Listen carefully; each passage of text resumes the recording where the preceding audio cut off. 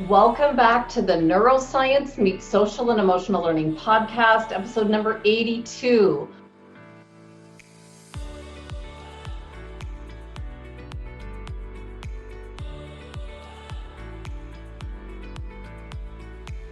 On how looking at your brain can change your life, with a case study from one of my friends, business growth expert Doug Sutton, who had a SPECT brain imaging scan a few years ago through Dr. Daniel Amen's clinics when he was noticing some mental fog and lower energy levels. I remember seeing the testimonial from Amen Clinics come through social media, and the headline I read was powerful. It said, when Doug made the decision to look at his brain, it changed his life. I know that this episode will help all of us, including myself, to really think about the fact that if our brain is working right, we will work right. For those who are new here, my name is Andrea Samadi. I'm a former educator who created this podcast to bring awareness, ideas, and strategies for our most pressing issues that are facing educators in the workplace or parents working from home or in the corporate space, to keep us all working at our highest levels of productivity. The goal is to bring the most current brain research and practical neuroscience connected to our social and emotional skills to take our results to the next level. After quoting Dr. Daniel Amen, one of the most well-known psychiatrists and brain disorder specialists from Amen Clinics, for most of the episodes on this podcast, and then after interviewing Dr. Shane Creato on episode 72 on peak sleep performance for athletes, he's one of the sleep doctors that works out of Dr. Amen's Chicago clinics. And then after interviewing his daughter, Chloe Amen, on episode 11 on a book that she helped Daniel to revise called Change Your Brain, Change Your Grades, I started to wonder about what I would learn about my current and future health by doing a brain imaging scan from Daniel's clinics. In the spring, I took this online course that Dr. Amen and Tana, his wife, did. It was called The End of Mental Illness. And I wanted to continue to learn ways to optimize brain health for myself and for others. And they were actually offering a free brain scan as a prize. And this was the first time I even thought about getting my own brain scanned. So I took the course and I did all the work that was required for the contest, and I didn't win. And I just forgot about it until I interviewed Dr. Shane Creato on episode 72, and I started to see how important sleep was for our brain health. And it was Dr. Creato who suggested I contact Amen Clinics and set up a SPECT scan and take a look and see what's going on, and then he could offer more targeted tips based on what he sees. Dr. Amen always says, how do you know if you don't look? So of course, I'm scheduled to get a SPECT image brain scan next week, and my husband's coming along so we can both look at ways that we can look at our current state of our brain health with the goal of optimizing our brain and our future. I'm not sure what we're going to learn, but I thought a good first step would be to speak with Doug Sutton and learn firsthand from his brain scan experience what he learned and how it not only impacted but changed his life. So sit back and take notes. And if you've ever thought about getting a brain scan from Amen Clinics, I'm sure you're going to be convinced like I was after this episode.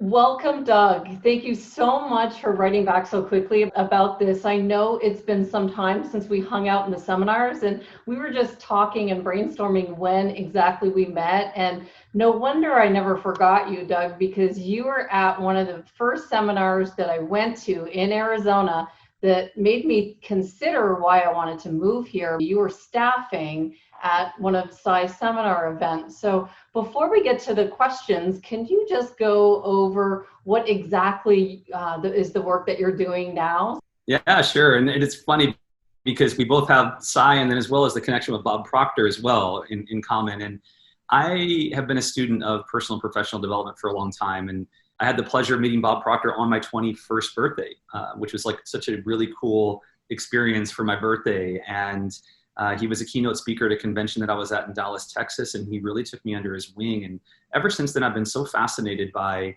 how we create our realities and the way that why we do the things that we do in our life, whether that's our relationship with our physical health, our relationships that we have, and then also within our career and the level of success or lack of that we have, and the complexity of our minds and our thinking. And so this whole path that I've been on has been amazing to have incredible mentors over the years. And then since we connected, another thing I didn't mention offline is I had the honor and privilege of working with Tony Robbins and Chet Holmes. And I was part of the Business Breakthroughs team in the Business Mastery Summits, the very first Business Mastery Summit that was ever put on back in April of 2009. And I became one of the lead consultants for the consulting division.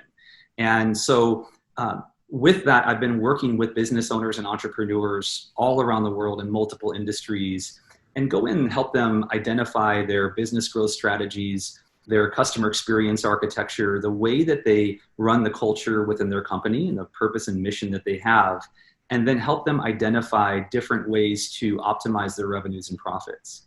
And being a student of this work and understanding that you can give someone the best strategy in the world, just like giving a person the best diet in the world, that they intellectually know what to do. But there's usually a gap or a reason why they don't accomplish the things that they already know. So beyond giving someone strategy, there's different layers to that. And one of the things I'm most passionate about just as a person is I grew up on a farm, and I believe that one of my responsibilities is to do whatever I can to create a better world. And that whenever we transition from this experience, to feel as if that our presence here did something that created a positive ripple effect while we're here. And that got me thinking through all these experiences of the unconscious behaviors and patterns that we have that cause unintended consequences in our life, right? And so if someone has a goal to have their dream body and they go through personal growth, they might accomplish that. But if their real underlying motivating factor as to why they want that is because they don't feel that they're worthy as they are, and they have to fix themselves to finally be good enough, they're really coming from a place of, I'm not good enough. And so while they might accomplish that goal, they haven't healed the wounds within themselves. And that can carry on with them for a long time. So it's just so fascinating to do that. So part of what I wanted to do with conscious growth is to introduce frameworks to people so they can understand how unconscious growth can cause unintended consequences. And that can relate to culture within a company, customer experience architecture, but also product sourcing and the allocation of resources, because I'm also very passionate about our environment and what can businesses do to be more sustainable, both environmentally and as well as socially conscious. So that's been my path over the last several years, and I'm building a one-to-many platform so I can take this information rather than one-on-one with one or two clients at a time to more of a one-to-many type of platform. So that's what I've been up to. And then obviously as this evolved, there's this experience of meeting Dr. Daniel Amen and having my brain scanned, which is just another layer of playing detective with ourselves to explore and understand how and why we do the things that we do. Because that psyche and that programming is really what dictates the lives that we live. Exactly. So when you go back to when you were having, like you talked in your video about having low energy or some brain fog, most of us would say, well, I need a good night's sleep. What brought you to Dr. Daniel Amen? How did you know who he was in Amen Clinics? Where did it start? Yeah. So for about 5 years, I was living right along the ocean in Encinitas, California, and loved it there. And at the same time, and I'm in my 40s now, and I started having a little bit of brain fog and a depletion of energy. And the conscious mind could say, well, maybe it's just because I'm getting older, or maybe it's my diet or whatever. And then I started developing other symptoms like leaky gut and food sensitivities and things like that. So I started getting blood work done and talking to different doctors to figure out, well, what's going on? And yes, some of my markers were off, but in that detective work of getting labs done and talking to both Western as well as naturopathic medical doctors, we weren't really finding the epicenter or the main cause, if you will.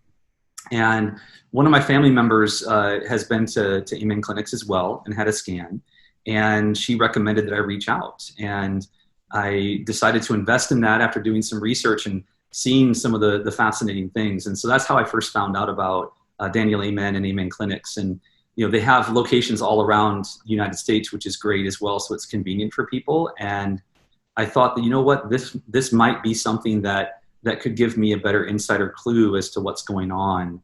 And it's just been an amazing journey. Wow. So I know that you had symptoms of wanting to look at your brain, but many people that might be watching could be like me and they just want to optimize. And I know Dr. Amen scanned his wife's brain before they got married. So, like all these strategies of looking and getting to know somebody. Were you afraid they were going to find something that you weren't aware of from the scan?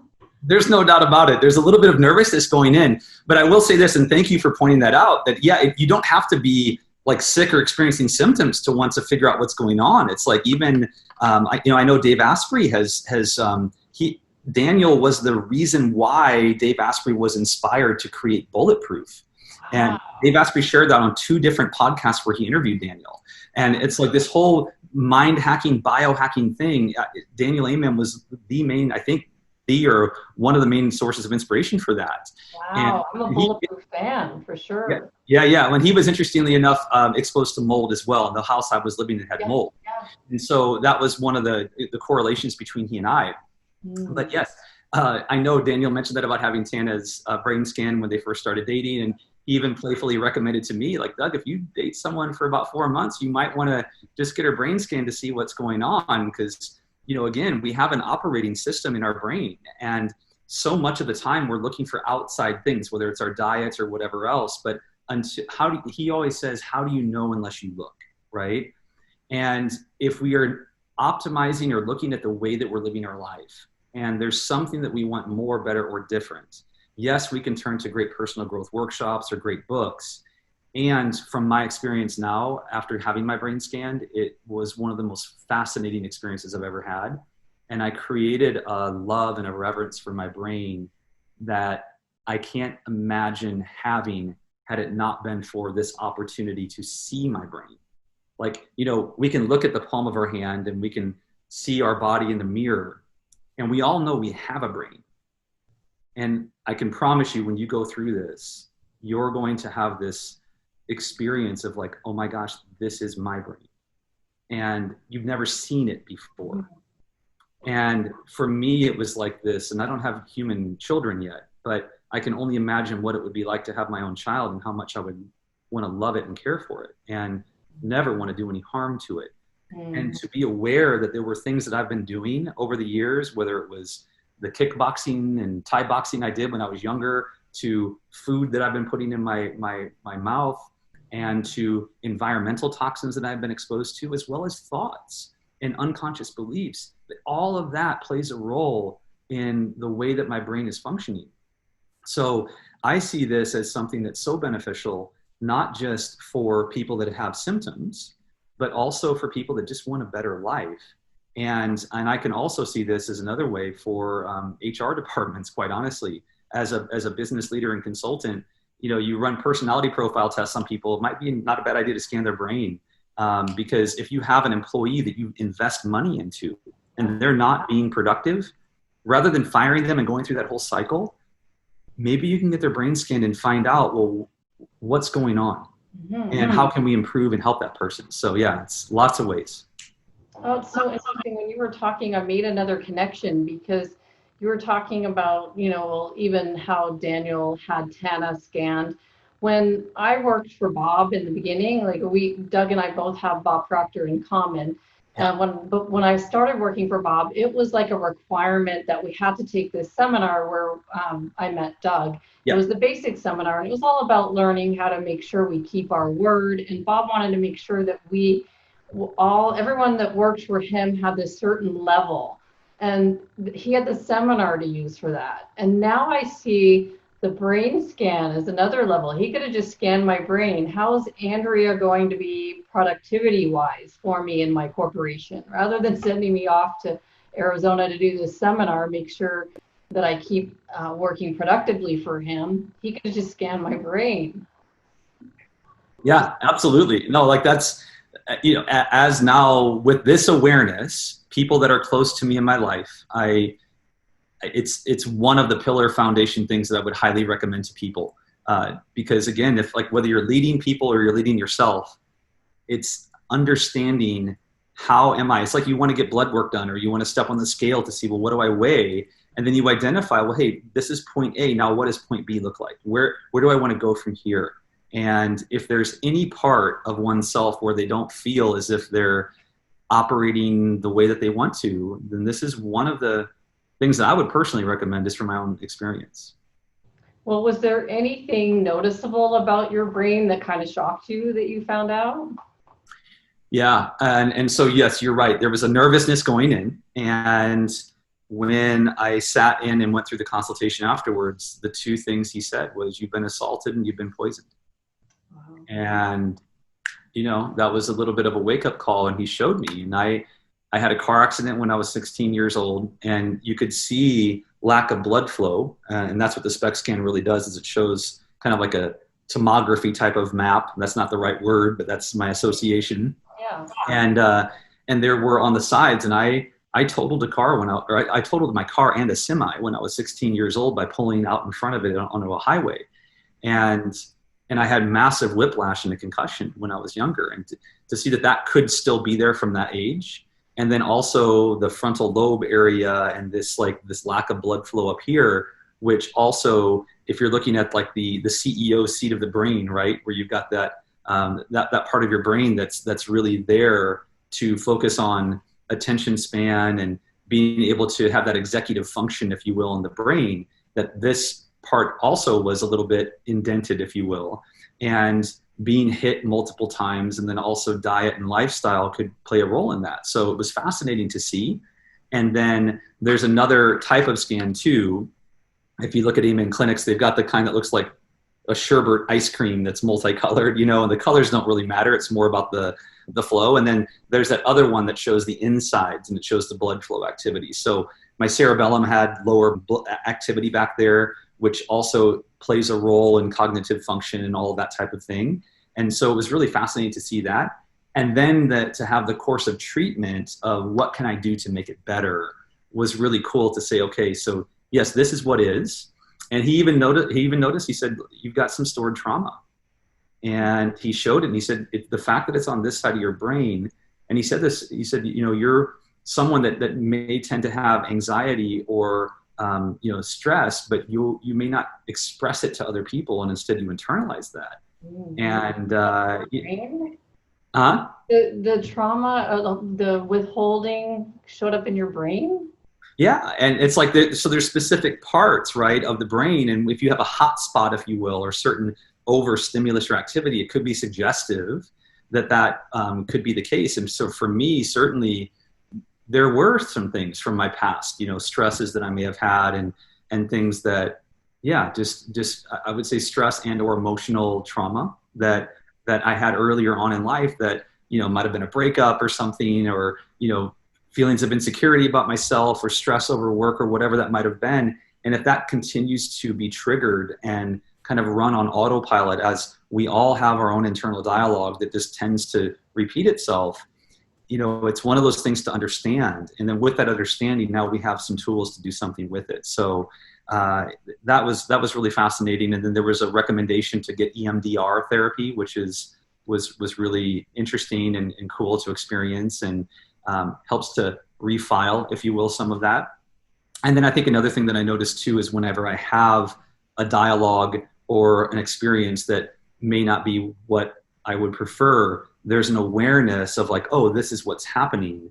Rather than being the experience, I can become the observer of the experience because I have a new tool or a perspective to look at. And that allows me to shift out of that quicker. So that's at least my experience from it. Yeah. Yeah. Oh, this is crazy, Doug. So after you saw the results and he gave you some tips, what changes did you make? Like, I know we all know, like, go to get the 8 hours of sleep, eat fish oil. Did you really stick to what he said? Oh, yeah. And I think that's one of the things too. He would say this as well, I'm sure, that the scan for me, it's like if you talk about, if you're like either a life coach or a health coach or something like that, that the biggest challenge with any patient or coach client relationship is compliance, right? It's like, are you going to follow through with the thing? Well, when I looked at my brain, it's like, that's a different, the stakes are a little higher there, at least the way that I interpreted that. It's Yeah. not like, because this is my operating system.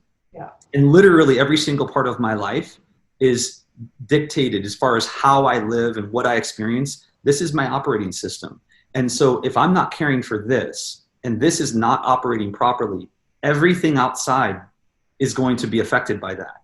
So this is really the starting point of that. So yeah, there was a level of commitment that I personally experienced that I have never had before. And so then it's like I'm extra cautious with the food that I put into my body.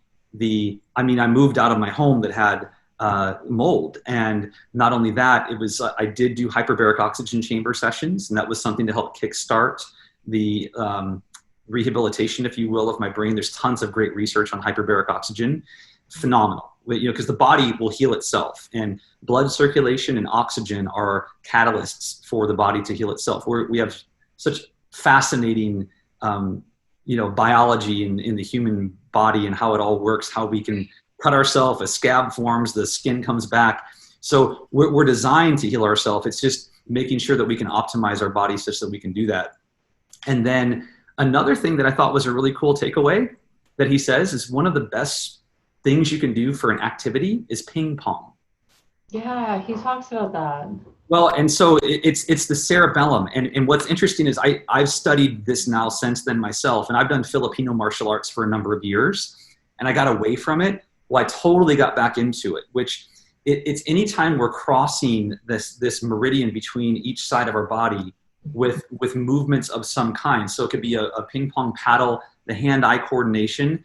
It's getting that stimulation of both sides of the brain activated. And so that's something I really noticed. And when he did my after scan 3 months later, and I was like freaked out. I'm like, no, I want 2 or 3 more months. Like, I want more time. He's like, nope, you should do it now. So he did, and he was just amazed at the before and after. So much so that I'm honored that he actually had me on his PBS special and featured my brain as one of the brains that was on there. So yeah, it was pretty amazing. Wow. So just talking about this, is there anything that you feel like just revisiting this that you might have dropped off at? Or have you just kept, because you did get to work with Daniel Amen himself, I'm sure that added to your level of commitment, but did you drop off on anything? And just the fact that now you're talking about it, you're like, oh shoot, I should be doing this. Or did you keep that same level of commitment the whole time? Predominantly it stayed with me. It's just something that I'm not going to forget. Now, that doesn't mean that we don't slip every once in a while with our diet or exercise or something like that. But the fish oils, for me, I do take the Brain MD supplements. There's one specifically that, in addition to like the Brain and Body Power Max, I also take this one called Focus and Energy. And I govern myself with it based upon how I'm feeling. So I personally believe that less is more. So rather than just loading up on something, like, let's see how you feel, and then kind of dose yourself, if you will, based upon that. But yeah, it's something I've really stayed with. And yes, it was great, and I'm honored to stay with Daniel. And I don't say this in a way to discredit him by any way, shape, or form. But I can imagine if I would have gone to any one of the staff members at Amen Clinics, I would feel the exact same way. If I was in Chicago or Atlanta, or any of the East Coast locations, the upper Northwest, where they have clinics, because it's really going through that process and seeing your brain and going through that experience. And his entire staff I've gotten to observe and be a little bit aware of and pay attention to, because I've become so fascinated by an experience like this that, yeah, I'm sure I would have an equal or just as much level of commitment no matter who the person was I was seeing. Well, I'm so excited. I can't believe this. Just going into mine, filling out the questionnaires, it's like you're talking in the beginning, a little bit nervous. What are they going to find? And then definitely the commitment to keep it going, because it is so important for our future. So it's a lot. It is. And what's so fascinating too is like the number of people, like what he can see, even whether it's Alzheimer's or dementia, that they can spot in the brain many years before it shows up.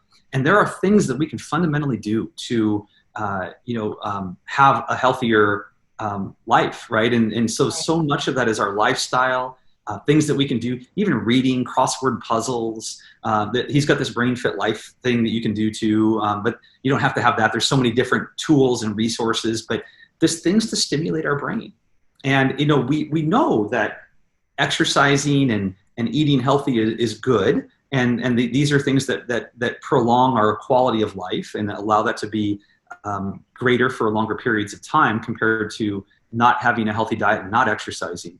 Well, the same as with your brain. There's specific things you can do to fuel and feed your brain, both with what we're putting into our bodies as well as what we're putting into our minds. And that is relating to what we watch on television, the news that we allow ourselves to expose to. Not that it's not a great idea to be aware of what's happening in the world, but it's not beneficial sometimes to go down rabbit holes and get sucked into things, because that's a whole other piece outside of Amen Clinics that I'm so fascinated by, is like, if we watch something on television that, and a lot of our news stations tend to understand this, because if they're promoting something or talking about something that induces a state of stress, it's like all of a sudden our body then gets the dump of cortisol. Like the pituitary gland in our brain is so fascinating that it makes chemicals based upon the stimuli and what we're seeing in the outside world. So whether it's dopamine and norepinephrine or cortisol or adrenaline, that we can all just get flooded with these chemicals. And here's what's really interesting is that the body, people talk about addiction, right? And it doesn't have to be to outside substances. What most people don't realize with addiction is that the most addictive thing that's out there is our thoughts. Because if someone has been thinking stressful thoughts, then all of a sudden they're feeding cortisol and adrenaline into their body. And just like some people need their morning coffee in the morning or become addicted to sugar, because the cells of the body are sending signals to the brain saying, hey, I need this coffee, I need this sugar. Well, then you'll have that unconscious impulse to go grab the coffee, grab the sugar, so your cells get fed that chemical that they're becoming dependent upon. Well, if someone becomes addicted to stress, they will unconsciously tune into certain social media channels, news channels, thoughts that will feed those chemicals of the body. So by having an opportunity to look at the operating system, take an assessment, it's just a great opportunity to say that this is my benchmark, and from this day forward, I'm going to make a change. And we've all done that on New Year's resolutions or whatever it might be. But going through this experience to me was like New Year's resolution on steroids. Like it's so much more, because it's like, wow. And then I have a goal. And it was really cool to me. I just, from my own experience, I was more committed to the after scan than I was the initial scan. Like I personally wouldn't want to do one without the other, because I want to say, all right, show me what is, now tell me what to do to make it better, and then let me see what that is. And that gave me fuel to be like, oh my gosh, in 3 months with making these changes, I went from this to that. I can't ever go back to the old self. Right. Yeah. Oh, wow, Doug. Thank you so much for just sharing this snapshot of your SPECT image story. I know there's so many people out there that might be thinking about doing this, and they just don't know where to begin. And whether you have symptoms like you had, or just like me, you just want to optimize. Thank you so much for your story. And if anyone wants to learn more, they can go to amenclinics.com. And if anyone wants to learn more about what you're doing, they can go to consciousgrowth.com. Is there any final words you want to say just to close out? I just appreciate it. So I'm so glad that we had this as an opportunity to connect. And that's one of the great things about social media, right? That, you know, we were talking about this offline. We hadn't had this connection in so many years. And then you see me post about my experience with Daniel Amen. You're like, oh my gosh. And that just allowed us to reconnect. So I'm really grateful for that. And yeah, for anyone that has the opportunity to go down this path, you know, I just wish you well, and grateful to share my experience and just knowing that we're all here for some type of purpose, and if we can find ways to be better at what we're doing, and I know that's so much of the work that you're doing, and so I appreciate you for what you do, and just introducing people to things and modalities that might help improve their quality of life and optimize. I just really acknowledge and appreciate you for that. Thanks, Doug. Well, good luck with everything, and thanks so much, and we'll stay in touch closer now that we're more connected. That sounds awesome. Looking forward to it. Take care. All right, you too.